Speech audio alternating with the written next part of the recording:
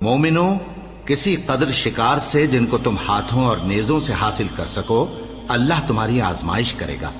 یعنی حالت احرام میں شکار کی ممانعت سے، تاکہ معلوم کرے کہ اس سے غائبانہ کون ڈرتا ہے۔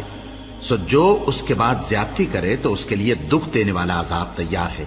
مومنو، جب تم احرام کی حالت میں ہو تو شکار کے جانور نہ مارنا، اور جو تم میں سے جان بوجھ کر اسے مارے تو یا تو اس کا بدلہ دے، اور وہ یہ ہے کہ اسی طرح کا چوپایا جسے تم میں سے 2 معتبر شخص مقرر کر دیں قربانی کرے، اور یہ قربانی کعبے پہنچائی جائے، یا کفارہ دے اور وہ مسکینوں کو کھانا کھلانا ہے، یا اس کے برابر روزے رکھے تاکہ اپنے کام کی سزا کا مزہ چکھے، اور جو پہلے ہو چکا وہ اللہ نے معاف کر دیا، اور جو پھر ایسا کام کرے گا تو اللہ اس سے انتقام لے گا،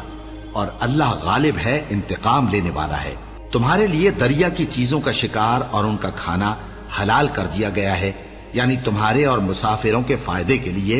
اور جنگل کی چیزوں کا شکار جب تک تم احرام کی حالت میں ہو تم پر حرام ہے، اور اللہ سے جس کے پاس تم سب جمع کیے جاؤ گے ڈرتے رہو۔ اللہ نے عزت کے گھر یعنی کعبے کو لوگوں کے لیے موجب قیام بنایا ہے، اور عزت کے مہینے کو اور قربانی کے جانور کو اور ان جانوروں کو جن کے گلے میں پٹے بندھے ہوں، یہ اس لیے کہ تم جان لو کہ جو کچھ آسمانوں میں اور جو کچھ زمین میں ہے اللہ سب کو جانتا ہے، اور یہ کہ اللہ کو ہر چیز کا علم ہے۔ جان رکھو کہ اللہ سخت عذاب دینے والا ہے، اور یہ کہ اللہ بخشنے والا ہے، مہربان بھی ہے۔ پیغمبر کے ذمے تو صرف پیغام پہنچا دینا ہے، اور جو کچھ تم ظاہر کرتے ہو اور جو کچھ مخفی کرتے ہو اللہ کو سب معلوم ہے۔ کہہ دو کہ ناپاک چیزیں اور پاک چیزیں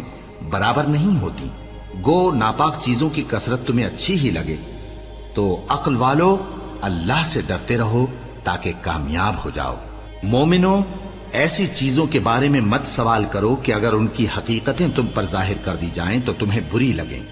اور اگر قرآن کے نازل ہونے کے ایام میں ایسی باتیں پوچھو گے تو تم پر ظاہر بھی کر دی جائیں گی۔ اب تو اللہ نے ایسی باتوں کے پوچھنے سے درگزر فرمایا ہے، اور اللہ بخشنے والا ہے، بردبار ہے۔ اس طرح کی باتیں تم سے پہلے لوگوں نے بھی پوچھی تھی،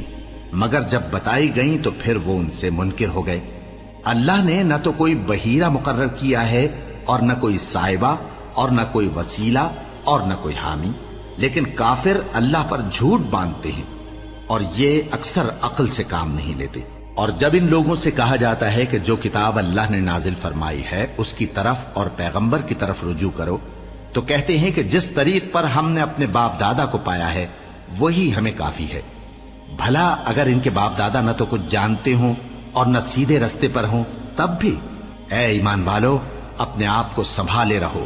جب تم ہدایت پر ہو تو کوئی گمراہ تمہارا کچھ بگاڑ نہیں سکتا۔